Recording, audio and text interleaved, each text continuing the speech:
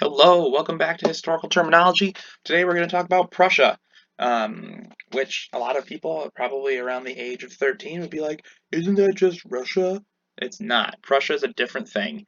It is actually a German kingdom and a unified Germany. So the reason there's a unified Germany today is because of Prussia. So what exactly is Prussia? Prussia was a German kingdom that existed from 1701 to 1918. So it was a kingdom run by a royal family. Um, Started off pretty small. It ended up being the driving force behind the unification of Germany in 1871, and was one of the leading states of the German Empire until it collapsed at the end of World War One. Um, Prussia really began to grow in power after the Napoleonic Wars.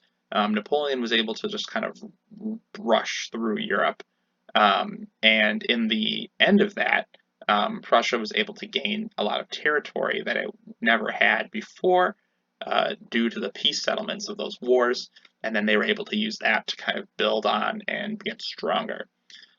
Prussia was also able to, in the 1860s and 70s, battle Austria and France to pretty much resounding victories for Prussia, and showed off that its military might was growing. So where was Prussia? Prussia consisted of several German kingdoms, states, and principalities, and it was the basis for the first united Germany. As you can see here, Prussia was in mostly the northwestern portion. The original Prussian territory was over here, and it was centered around Berlin, which is why Berlin is the capital of Germany now, because that's where Prussia was. As you can see, parts of Poland and Lithuania and other areas are also a part of Prussia, and those are no longer part of Germany. So some of that has been obviously no longer a part of that area. And much of Prussia's symbolism and tradition did carry on into the unified German Reich, which succeeded it. So after World War I, a lot of Prussian traditions were adapted into the new Germany. Prussia's greatest triumphs were its success in uniting German territory. After the Napoleonic Wars, there was kind of a struggle between Austria and Prussia to see who could control the German states, because there's no longer the Holy Roman Empire. And so from 1848 to 1871, Prussia became strong enough to unify the German territories, and it was able to do that by excluding Austria from business deals with other smaller German states. And then in the Austro-Prussian War, Prussia was able to expand its power and allies. As you can see, the dark blue area is the land that Prussia directly controlled, and then the other blue areas are all the allies they are able to get in their fight against Austria, which is the red part here. Soon after the Austro-Prussian War, Prussia was able to trick France into declaring war with it, and Prussia and its allies were able to swiftly defeat French forces, capturing the French emperor and forcing the French to surrender in 6 months, which at that point was incredibly fast. During the war, Prussia was also able to conquer some of the remaining territories needed to completely unify Germany, which meant that the German Empire was created in the halls of Versailles outside of Paris in 1871. So the first unified Germany existed because of the actions of Prussia. So what did all this mean?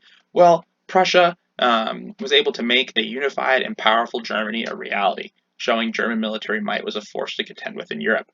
Up until that point, the major powers in Europe were France and Austria and Russia, and sometimes, occasionally, Italian forces could throw their might in there. But mainland Germany, the continental Europe, Germany really showed that it had the ability to contend with these major powers. And the German Empire, and then later the German Reich, would go on to fight 2 world wars with little help from their allies, proving even more that Germany was a force to be reckoned with. After World War II, Germany was left divided, partially to stop its emergence as a military power after the war. The other reason, of course, was the growing Cold War between the United States and the Soviet Union, but both of those countries realized that Germany was an incredibly strong nation and had wreaked havoc over the last 50 years of European history, and so leaving it divided left it weakened and made it so that they couldn't do the kind of thing that they had done in World War II. So obviously, right, Prussia created a state that even now is showing how resilient and strong it can be. It's one of the strongest growing economies in Europe. It has incredible incredible cultural might now that that's once again unified. It's a very strong nation. So thank you again for watching another historical terminology video. I hope you enjoyed it. Now you know what Prussia is. You're welcome. Have a good day.